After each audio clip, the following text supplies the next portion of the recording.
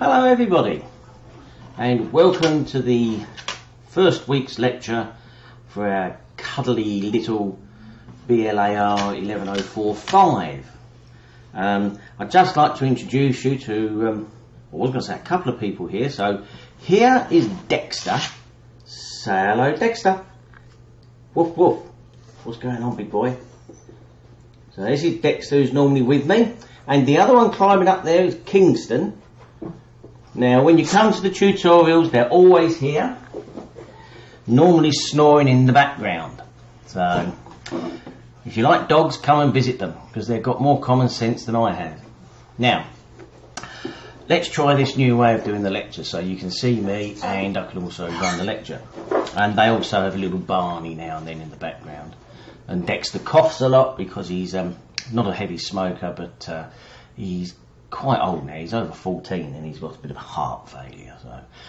So let's have a little look at our subject, shall we? Just an overview of BLR11045. I'll give you some basics. One thing that you will notice is there'll be an extra little video prepared by myself, and also the first tutorial will cover the fact that this unit does not run through Moodle. You still need to access Moodle to submit your coursework and to submit for extensions of time, but everything else is run through Microsoft Teams. Now, I know some of you were on the unit I did for building materials last term and got on fairly well with Teams. This term they're allowing us to change the format a bit, which a lot requested. So it will have the same basic layout when you look at it as the Moodle page does, but it's in Teams, and that gives you really fast access to myself. We have a chat bot which starts to give you answers to basic questions a lot quicker. You can talk to each other instantaneously on Teams if you're around. You can do video chats with each other and me at any time you want, as long as each party is available. And I also set up on the team page a tab for other units, because I found out last term that a lot of people wanted to use the team to talk to each other about other units, and so I don't get pinged all the time that something's been said. I'll set up another one for you that you can use for any units you like. Okay, but we'll talk about that further as we go along. And one of the main things about the Teams that was very, very good was where you normally have to go into Moodle and find the readings and find the resources. When I think you need the reading and the resources, I can just do a blanket email to everybody through Teams, and your CQU email will let you know something's been sent on Teams, and it'll have the attachment for you, so you won't have to go looking for it. I can send it to you. If you think you're missing something, you just have to put a little message in Teams and I'll send it to you and sort it out straight away. We don't, as I say, we don't use Moodle, so we're not going to use the Q&A forum or the news forum. It's all done through Teams, which is much, much better. And I think it's the university's long-term aim to move everything to Teams. So I don't know about the downloading of it or anything. I think when you get sent an invitation to join the team, it gives you the link to either download the desktop version of Teams, or you can run it through the internet. And it works on your mobile phones and your iPads and everything else. So it's really good. I like it because I get to talk to you more, and I feel more like I'm sitting in the classroom with you, and we can have a bit of a joke and a laugh. We had long conversations on the last unit about what car people drove, and then we talked about pets. We did talk about the subject a little bit, admittedly. So let's get stuck into the basics and that, and the introduction to this unit. It's an interesting unit. It's a bit touchy-feely.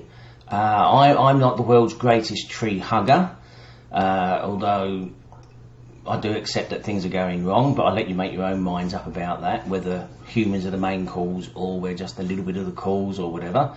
But the outcome is the same regardless of what the cause is. So we need to be able to consider the sustainability and the environmental impacts of the construction industry. Now, this goes a little bit further than just talking about, you know, materials and and the energy used to build them and that. We actually talk about things like how town planning can affect the way people affect the environment. So if you think if you're living on a modern estate with lots of cul-de-sacs, etc., you're miles away from the shops and the schools normally, so you have to have a car. So the design is forcing people to use cars, and public transport's a bit dead at the moment, but you're going to look into that, some of the assignments anyway. So let's have a little look. I just want to start off with a touch about the engagement side of things. If you see Kingston there, he's trying to eat a fly on the window, by the way. I have to let you know, I can see who's accessed the Moodle site, and that also goes for the team site. So I know who's been interacting with us and engaging and who hasn't. There is an absolutely solid connection between the amount of engagement, how involved you get with the subject and the resources, to the mark you get. Okay, so don't sit back and don't get engaged. I mean, I'll be sending you stuff now, so you can't avoid getting it. If you do get a bit confused or a bit concerned, call me straight away, talk to me. I'm here to help you. All right, I don't think myself as a lecturer particularly. I'm more of a facilitator, and I'll help you learn and find things the way that suits you best. Okay, I'll direct you to other people as well if you find their style of teaching and lecturing better than my one for yourself. All right, so I can see what's going on. I want you to get engaged, so please don't avoid the engagement side of things. I've got to go back again, so I did it in the wrong order, you see. Student contact. A lot of times students think that they're sitting all on their own, but you're not. You're a group. You can help each other. All right, you don't have to have me answer your question, actually. You probably believe each other more than you believe me sometimes. So ask the questions. Use the tutorials to come along. You can, if you want, set up a private Facebook group for the subject, although Teams does seem to make that a little bit out of date now, because you can do it through Teams yourselves anyway. And hands up from me, I do not watch everything you write. I'm only really interested in questions. So don't feel as if our big brother's watching you, because it's not. Emails, if you do need to talk to me about something that's more of a personal nature and you don't want anyone else to know, email me at this address. And I say I haven't updated this for it, but if you put it on the Q&A board on Moodle and the tutorials there, or on Moodle, I'll still know it's there, but I prefer it to go through Teams, and you will prefer Teams as well when you get there. How do I get back again? Always a bit here. We're not using the question and answer board for this unit now. We're doing it all through Teams, and I will be giving the demonstration of Teams in the very first tutorial, so please come to that one. Contact with me, mainly through the tutorials, but now with Teams you can get me. It's like a texting app almost, like if you text on your phone. You can go into Teams and put a question in and I'll come back to you, or you can try and video call me or just phone call me through Teams, because I have it running on my computer all the time. The only reason I wouldn't be answering you is because I'm in another meeting, or I've gone to the toilet or make a cup of coffee. We're not using that. I'm pressing the wrong buttons again, you see. One thing of great use to you is student services. If you need help, they're there to help you. The library has lots and lots of ways of helping you as well, so please don't feel as if you're on your own and you're struggling, because there's a lot of people out there, purely their job is just to help you. So make use of them. I had to make use of the library, and as I'm working towards my PhD, I've actually had to go to the Academic Learning Support Centre, and I've had to have help with my academic English writing.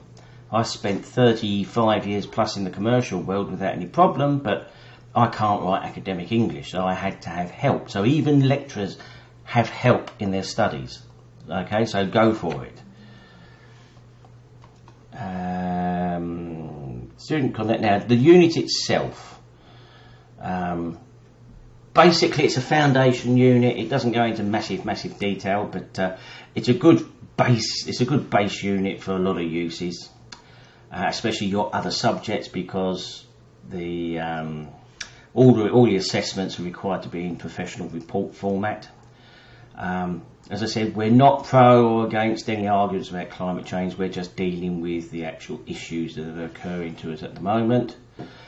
We try to give you basic aims. So we just want to give you an introduction, let you know about sustainability and how planning and built environment design and construction materials influence our impact on the environment.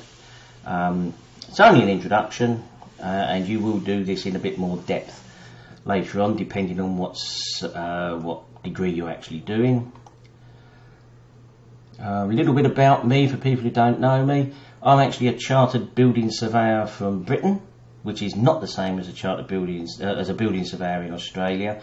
I'm more of a generalist, so I'm a building doctor, quite often they'll call me. I'm a cross between an architect, an engineer and a quantity surveyor. My main things are, I like heritage, so I've specialised in heritage buildings.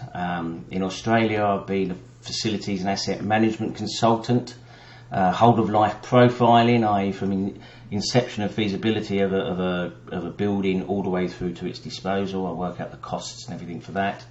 My earlier career I worked in London for major clients. I was a client-side project manager. I developed a university degree course from scratch in the UK. Then I set up a specialist practice providing due diligence inspections and refurbishment advice, etc., mostly on older buildings and heritage buildings. I think the oldest building I worked on was a Welsh castle built about 1020 AD, and all the way up to brand new buildings in development. I came to Australia in 2004 to give me kids a better life. I worked for a large engineering company, GHD. I was their Queensland manager for facilities and assets. I took a job after the GFC. I ended up working for state government as a senior manager stroke director for facilities for the Department of Justice. That was where I was a square peg in a round hole. I was invited to do some casual lecturing at University of Queensland whilst my own consultancy was going against it. I keep doing this consultancy thing. Project management wise, I'm a Prince 2 practitioner, and I'm also a professional architectural photographer, and you will see some of my photos floating around. So I'm quite a Renaissance man at time. I like a glass of wine and a beer and a gin and tonic, and I also like my dogs, and I've just bought myself a new motorbike, so I could be dead soon, according to everybody. Come on, move. So when you get to the end of this course, you'll be able to do these 7 things. So you'll be able to propose methods for improving environmental and social sustainability for the built environment and construction industry. You can explain the basic theoretical and practical concepts about urban planning. That's so people don't have to rely on cars and things too much.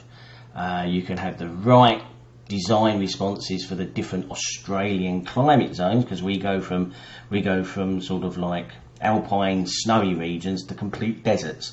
So we've got different areas depending where you're based, and we'll talk about where each of you is based and what your challenges are when we're in the tutorials, if you want to actually get involved in that. You'll be able to select the right materials, etc. You can solve routine and unfamiliar problems by using your logic and your ethical decision making and that, because they're part of the student things that come into most of these units now. You will get your personal interpersonal skills working really well. You'll use different forms of communication. Now I know that's all straight out of the university handbook and profile, but basically to me that means I'm going to make sure you can write a professional report. I don't want essays, I want professional reports. Okay, I do have a very low tolerance of people not doing that, especially when they get to the second assignment.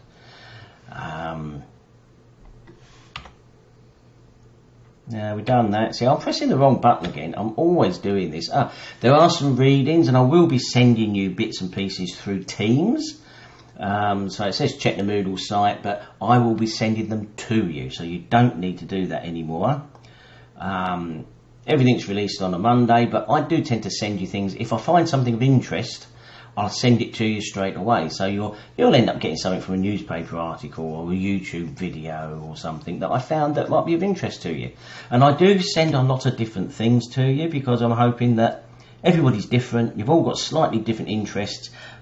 I might be able to hit your interest with a bit of luck. If you've got an interest that I haven't covered, then ask me and I'll see if I can find out something just to try and personalise the course a little bit more for you.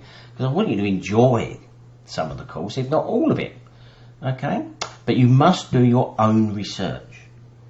You've got to look wider than the things I send you. This is really important for the assignments. There's nothing worse than getting the assignment in and there's a little bit of referencing, but the only things referenced are the basic readings and my lectures or some websites. Okay? I want you to look more. Look at professional journals and magazines. Try to find some research papers by using Google Scholar. Ask the library for some help. Anything like that would be really helpful. Now this is where we end up with the wrong buttons again because I'm useless. My hair's having a bad hair day, isn't it, really? So we've done all these. So we go back. Okay, so let's have a look at the weekly subjects, just a touch on the weekly subjects for you. So week 1, we've got the sustainable global ecosystem. So week 1, just an introduction to the Earth, the planet, the atmosphere, all that sort of stuff, the water. Then we have a look in week 2 at the activities, the environmental impacts that we have as humans. 3, we're going to look at the accelerated development and how that accelerates the impacts we have. So we can have impacts that we didn't even know of, and by the time we realise they're there, it's a bit late to do anything about it. Week 4, we look at traditional town planning, the history of it.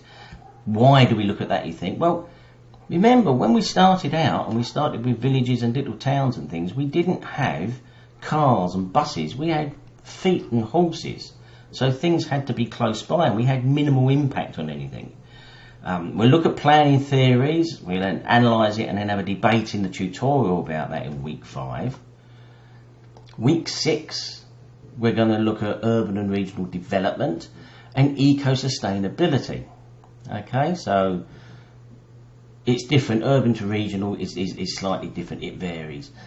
Week 7, we're looking at the sustainability of urban planning, including services and systems, so including, water, power, that sort of stuff. Week 8, we look at the construction site, and basically we're looking at how much wastage we have on a construction site. 9, we're going to look at passive design, so how to become off the grid, really, if you can do. And those of you doing the building designer degree courses will do that in a lot more detail later on.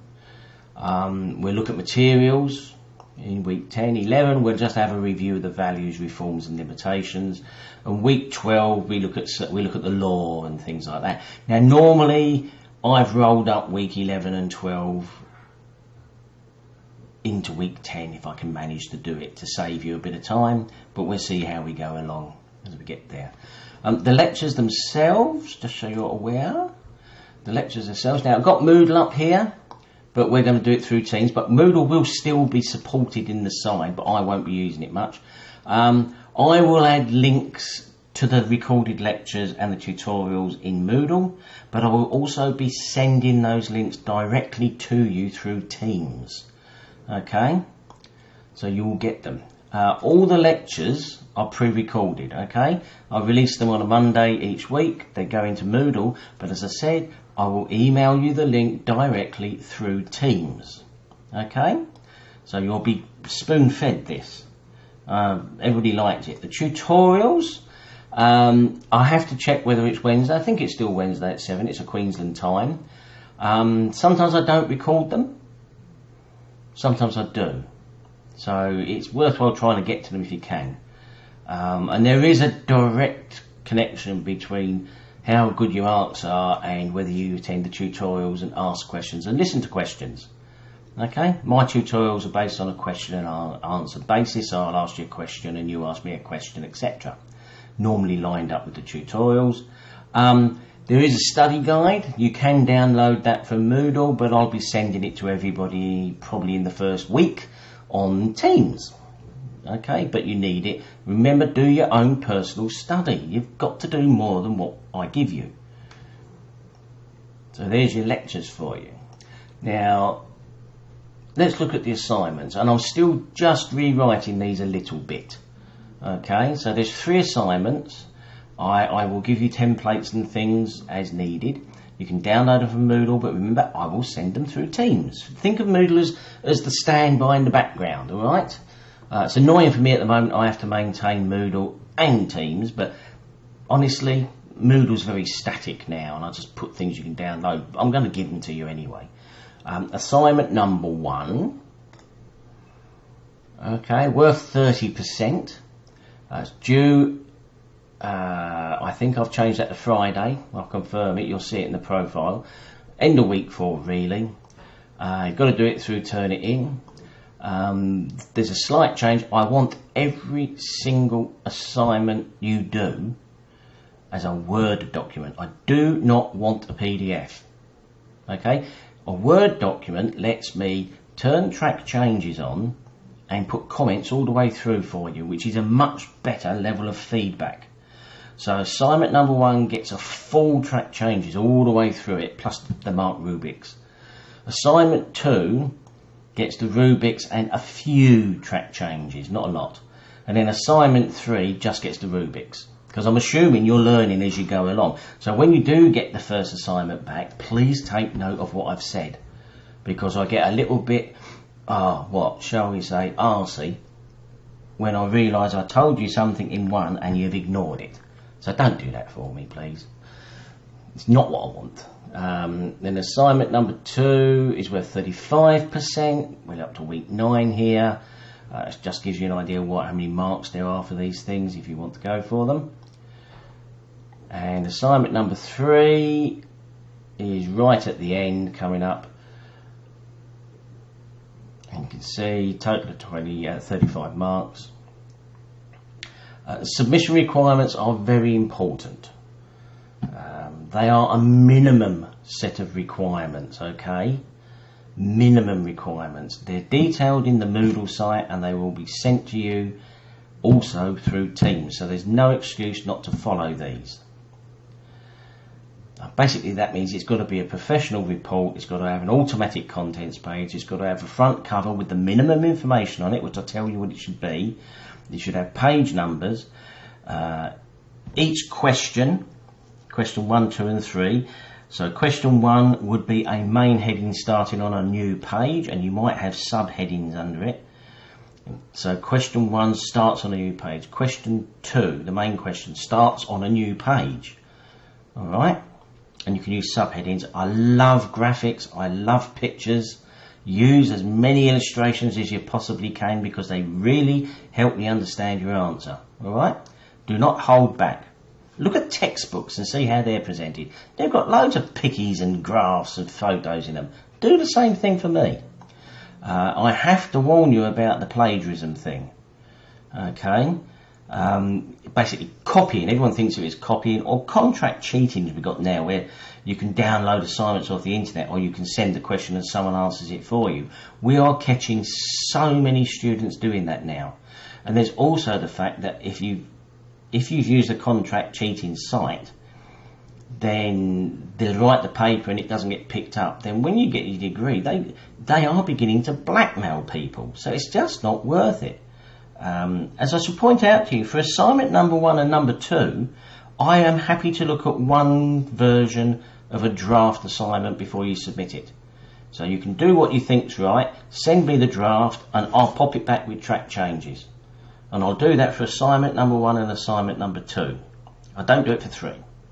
Okay, but we'll talk about this in the first tutorial. So here's the plagiarism thing. You can read this yourself as much as you like. If it's deliberate, that means you've copied out of books, you've copied and pasted from web pages. We can see the style's not there, or you can buy or download or borrow papers. That's deliberate. You know you're doing that. Accidental is when you don't know how to reference properly, because you can quote out of a book. You just have to reference it. You need to know how to paraphrase or summarise it properly. So as I was saying, be careful. This area here about accidental plagiarism is all cured by proper referencing. So if I do your proper referencing, so if you've got poor or substandard referencing, you're opening yourself out to a claim of plagiarism. Okay, you can use things out of published journals, etc., newspapers, but you have to reference where it came from, so it's obviously not yours. Very common to do that, so you can do it. Be careful. You have access as a student to a bit of software called EndNote. And that works with Word. And EndNote can be downloaded free from the university website. Okay? An EndNote, you can do there's a little course online at the university for it. You're in your first year. Get used to doing it because it automatically references for you, and it says everything you put into it as a reference from day one is always kept there. Alright? So when you get to the third or fourth year of your degree, you've got access to all those references you've built up. And it makes things a lot easier for you. If you need a sample and that, then I'm going to send you the Harvard author / date guidelines. Alright? The library and the librarians are there to help you. They like helping people, so don't hold back. Just a little bit about plagiarism. So, to let you know, you have to declare it's your own work when you submit it. Okay? All files go through Turnitin, which checks it against coursework from not just CQU, but every other university, literally every university globally, are part of Turnitin. Turnitin's also beginning to identify contract cheating, where someone's written it for you, because we look at the style of your assignments, and they should all be the same, really. So we're looking at that now. We have very strict guidelines on plagiarism and poor referencing. I'll help you as much as I possibly can, okay? But don't do it knowingly and assume you've done it and check it. So we're always finding students guilty of accidental or deliberate plagiarism. I don't want any of you to fall into that trap, please. So we come out of that. I needed to do that one. The submission requirements. As I said, there were minimum requirements, as it has to be as a formal report. What I'd like you to do is consider this reflection, and this is being introduced into a number of units now. It doesn't get you any marks, but it does help you improve the quality of your work and study. And we do this in professional practice as well. So we've got reflections. They're based on and the important part is it's a structured approach for professionals, and I'm going to treat you all as professionals. So you're not students now, you're professionals to me. I mean, I adopt one called the Gibbs reflective cycle, and I do that all the time, and I did that when I was in the commercial world as well a few years ago. I've only been in lecturing for 3 years, so you will find putting down on paper your innermost thoughts, your fears, what you cocked up, difficult. What you got right seems to strangely be easy to put down in paper. It's like a little diary almost. Some people write things in a diary and that does it for them, but it lets you see the pattern of where you do well, what works and what didn't work, so you don't keep making the same mistakes all the time. And part of that reflection would even include the feedback that you're beginning to get on your assignments, maybe, so you look at it and don't keep making the same mistakes again. The reflective cycle's easily when you do it this way. So you start off with an action plan. So let's say you made a mistake at work. So if situation arose again. I mean, this could be why was your assignment late? Why was it late to be submitted and you got penalised a few marks for it? So what was it? If this comes up again, what are you going to do about it? Are you going to avoid being late? Or are you going to apply for an extension next time? So there's loads of things you can do there. The description, what happened. So why was it late? What was it that made it late? What was happening personally with you with these things? Was it just a lack of planning? Were you overloaded with other assignments and you didn't plan them out properly? Then you get your feelings. I mean, you'll obviously be angry. You'll blame everybody else but yourself. But what are you thinking of feeling about it? And be very honest about it. Evaluate what happened, what was good and what was bad. So, alright, the bad part would be you lost marks.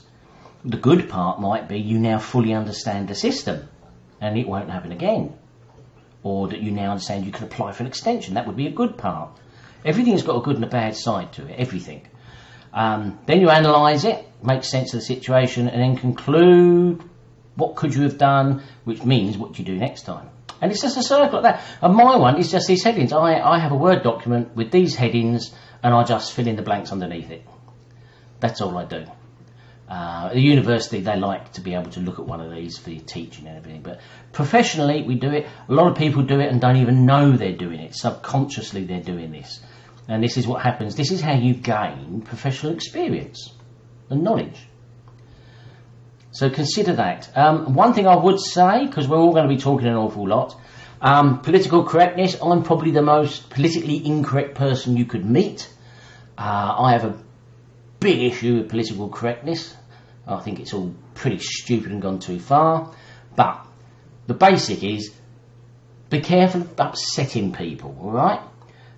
We will upset people. We will do that.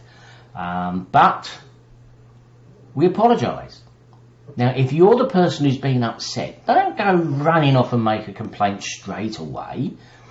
At least talk to the person who upset you to find out, did they mean to upset you? Did they understand they upset you? And you might be able to educate them into avoiding it next time. When we're all part of a team here, and we're all from different backgrounds, etc., so we don't quite understand each other that well. So help each other. I think it's gone too far. It started with good intentions, but it's just gone far too far now. I like John Cleese, Basil Fawlty from Fawlty Towers or from Monty Python. He does a lot of business training now there, so you can watch him. Now, academically, I strongly feel you need free speech. So you can speak to me completely freely. You will not upset me. One of the problems is people try to be a bit correct about things and that, the meaning of the discussion or whatever, or the email or whatever, can be a bit clouded at times. So just straight and simple with me, and I'll be exactly the same back with you. And if I do upset you, tell me. I don't mean to. I don't know, I would show you John Cleese now. I don't know if it'll work, but let's try. I wonder if you can hear him or not. I'll turn my speakers up just to see if you can get him. British newspapers every day offend me with their laziness, their nastiness and their inaccuracy. But I'm not going to expect someone to stop that happening. I should just simply speak out about it. Sometimes when people are offended, they want somebody to just come in and say, right, stop that, to whoever is offending them. And of course, as a former chairman of the BBC once said, there are some people one would wish to offend. And I think there's truth in that too. So the idea that you have to be protected from any kind of uncomfortable emotion is one I absolutely do not subscribe to. And a fellow that I helped write to books about psychology and psychiatry, he was a renowned psychiatrist in London called Robin Skinner, said something very interesting to me. He said, if people can't control their own emotions, then they have to start trying to control other people's behavior. And when you're around super sensitive people, you cannot relax and be spontaneous because you've no idea what's going to upset them next. And that's why I've been warned recently, don't go to most university campuses, because the political correctness has been taken from being a good idea, which is let's not be mean particularly to people who are not able to look after themselves very well. That's a good idea, to the point where any kind of criticism of any individual or group can be labelled cruel. And the whole point about humour, the whole point about comedy, and believe you me, I've thought about this, is that all comedy is critical. Even if you make a very inclusive joke, like how do you make God laugh, answer, telling your plans. Now, that's about the human condition. It's not excluding anyone. It's saying we all have all these plans which probably won't come, and isn't it funny how we still believe they're going to happen? So that's a very inclusive joke. It's still critical. All humour is critical. And if you start saying, oh, we mustn't criticise or offend them, then humour's gone. With humour goes a sense of proportion. And then as far as I'm concerned, you're living in 1984.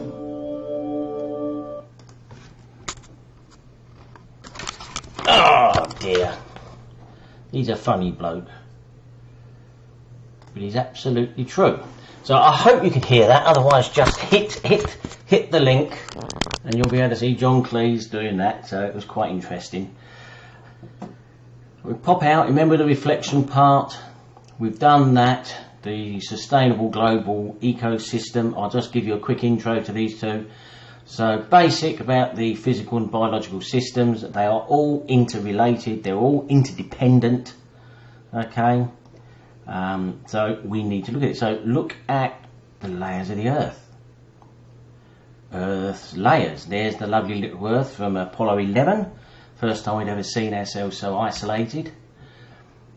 The Earth comes out, so you've got the core, and we don't do anything with these. We just live on this teeny weeny crust on the outside here.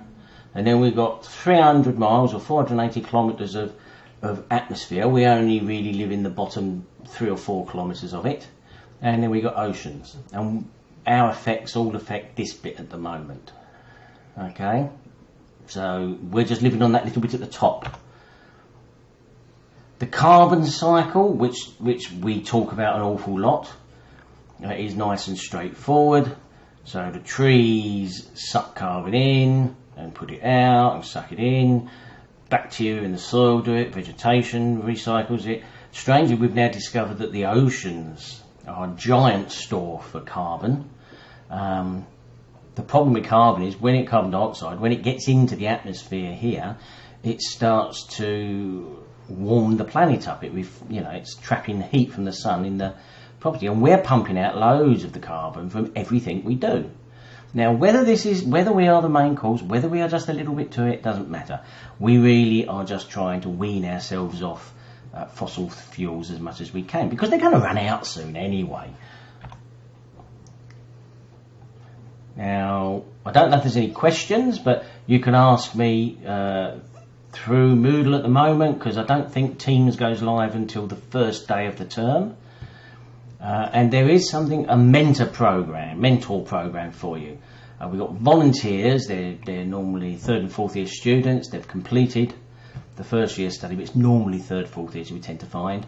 And they help you make the transition from being at school or long-term at work into being a student at the university. They can give you lots of shortcuts, and they can tell you where the best beer is, and whatever you need, they will help you. As I say, it says here, I haven't updated this bit yet, that we use Moodle. We do have Moodle there, but it's been replaced by Teams for this unit. We've got email, but that goes through Teams as well, unless it's personal. Zoom we use for the tutorials, and there's a Zoom link in Moodle and in Teams when it pops up. The chat is through Teams. It's like messengering. If you want to know more about Microsoft Teams, just go on YouTube and have a look at a couple of their 2 and 3 minute introductions to it.